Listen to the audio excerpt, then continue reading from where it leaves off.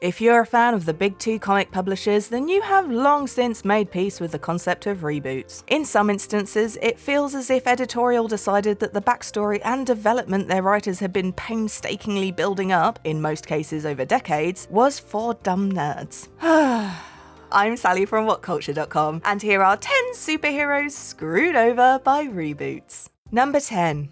Iron Man. This reboot comes to us courtesy of the Avengers storyline The Crossing, in which our original Iron Man was revealed to be a bad guy working for Kang this whole time. If that makes absolutely zero sense to you, good, you still have all your brain cells working, so carry on as normal. Anyway, to make a long and very dumb story short, defeating Kang requires the aid of Tony Stark from the past, Teenage Tony, who they then let stick around because, hey, they're already letting the space-time continuum die in a pool of its own blood. Why not kick in its teeth while it's down? This reboot of the Iron Man story had teenage Tony Stark taking centre stage, seemingly to appeal to a younger audience, which, like a similar later attempt, the cartoon series Iron Man Armored Adventures, blew up right in their faces and didn't last long at all.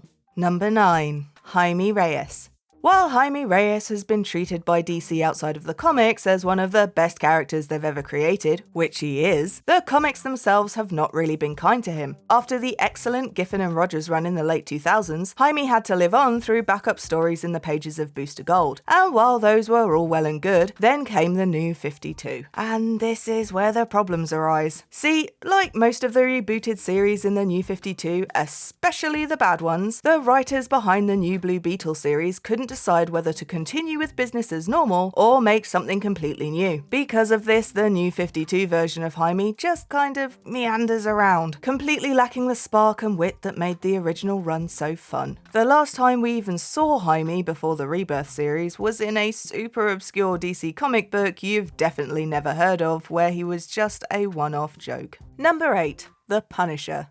With the inherently kind of, whoa, nature of the Punisher acting as a constant albatross around the character's neck, several writers have tried to find the right spin on him that will work better for a modern audience. On the good side of the spectrum, we have stuff like the Garth Ennis run, while on the polar opposite end, we have Punisher Purgatory. After the Punisher dies yet again, the powers that be decide to bring him back as an avenging angel of heaven. A stretch? Oh, definitely, but hey, good writers have made mountains out of less material. Shame then that the writers who kicked off this reboot of the character had basically no idea what to do with him after this revelation. So we got your typical Punisher shenanigery, just with an incredibly tacked on supernatural twist. It could have worked under better writers, as much as anything can, but it's no surprise that the Punisher needed Garth Ennis to come along in order to drag him out of the hellfire. Number 7. Peter Parker.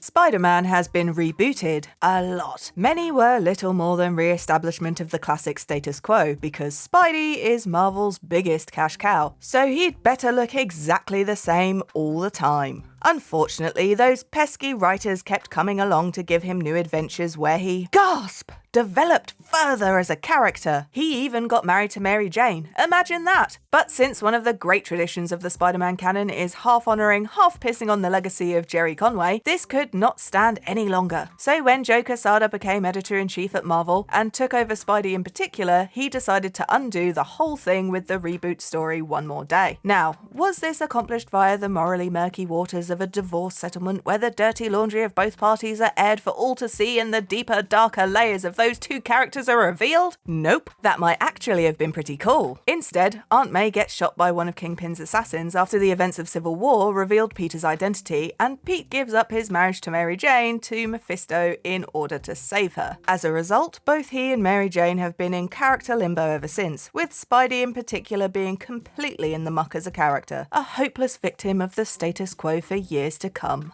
Number 6. The Avengers.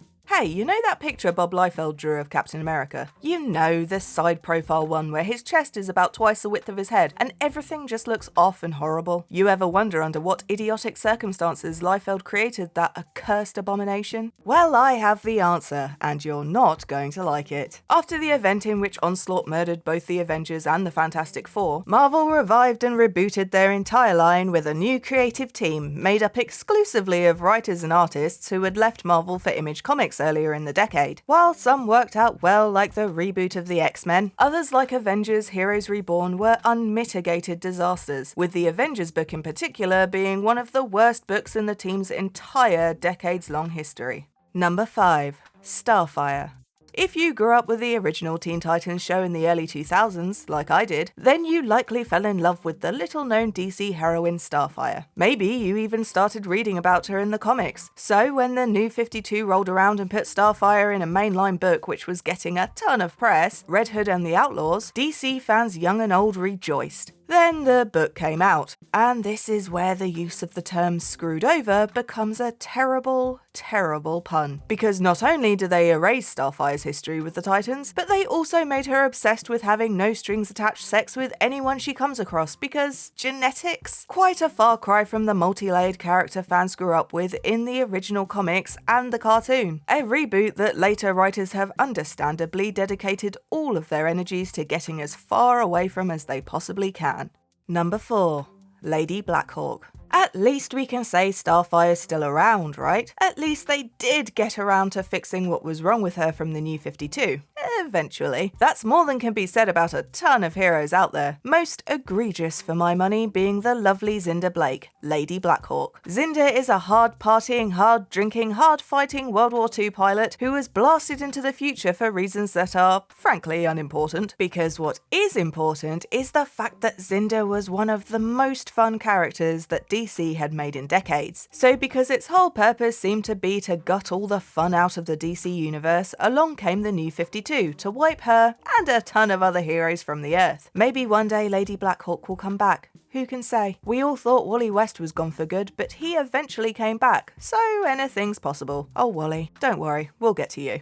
Number 3. Stephanie Brown. Another pre-New 52 character, Stephanie Brown, otherwise known as Spoiler, and even Batgirl for a time, Stephanie Brown has the distinction of being heavily disrespected even before she got a reboot. The most notable case of which being, of course, War Games, the only female Robin fired by Batman and then soon after brutally tortured and left to die by Black Mask while she tried to make up for what she saw as her failings. Fortunately, she was brought back shortly thereafter when fans responded to this with unmitigated fury, and Stephanie was even made into the actual Batgirl. This was by far the best era for the character, and one of the best for the mantle of Batgirl as a whole. Fun, light-hearted, but still with just enough of that dark Gotham edge that makes the Bat family so damn hardcore. And then the New 52. The reboot where fun goes to die, undid all of that and restarted the character from scratch. Now, I'm not saying that undoing that idiotic War Games storyline was a bad thing, but they've kept the character firmly in stasis for fear of losing Barbara Gordon as Batgirl because the status quo rules overall. Number 2. Wally West. I said I'd get to you, didn't I? Didn't I? For the longest time, the one and only Flash was Wally West, who took over the mantle when Barry Allen nobly gave his life to save the world from the Anti-Monitor. There had been talk of bringing Barry back for years, but things like the Justice League cartoons cementing Wally West as the one and only Flash in a lot of fans' heads definitely put it off for a few years. But eventually, he did come back. And of course, when the New 52 rolled around, Wally was erased from the timeline altogether. This was a decision fans hated, but like most decisions fans hated, DC was determined to die on this hill for various senseless reasons. But one day, to everyone's shock and delight, he finally returned and got his own snazzy new outfit to go with it. Books like The Flash and Titans at the time really helped get people back in touch with their old pal Wally. Then Heroes in Crisis happened. By now, the events of Heroes in Crisis are notorious, particularly the part where Wally is revealed to have been the murderer of multiple superheroes in a PTSD-fueled outburst. He then tried to pin the crime on Harley Quinn and Booster Gold, which he knew wouldn't make any sense, but for various dumb reasons he needed the League running in circles chasing a wild goose. So DC brought back Wally West, only to make him a mass murderer. What could possibly be worse than that? Number 1. Most of the Ultimate Universe. In the early 2000s, Marvel fans were treated to a bold new experiment by Marvel, the Ultimate Universe. The idea was simple: boil down all of their mainline properties into their most iconic elements and put them in the hands of all-star writers and see what they came up with, giving fans a new version of the Marvel Universe that doesn't outright replace the old one, but gives new fans a jumping-on point without decades of baggage. The merits of the Ultimate Universe, especially in its later years, are not what's being discussed here. The fact is that this this is a Marvel that a lot of fans grew up with. And thanks to Secret Wars 2015, that world is gone. Besides Miles and Ultimate Reed Richards, who was rebranded into the supervillain The Maker, the rest of this reimagined Marvel universe has vanished from comics altogether. Now, granted, the comics have since established that the Ultimate Universe is still out there, but not properly because we haven't actually seen them come back for real. How could any other hero come close? It's hard to screw over a group of characters more than just wiping them all off the face of the multiverse. So, hoping that gave you a chuckle rather than the inkling to burn all your comics post New 52 and Secret Wars. What other heroes or villains lost their appeal to you because of poorly thought out plot rewrites? Let us know in the comments section down below. Thanks for watching, I've been Sally from WhatCulture.com, stay safe and keep sane.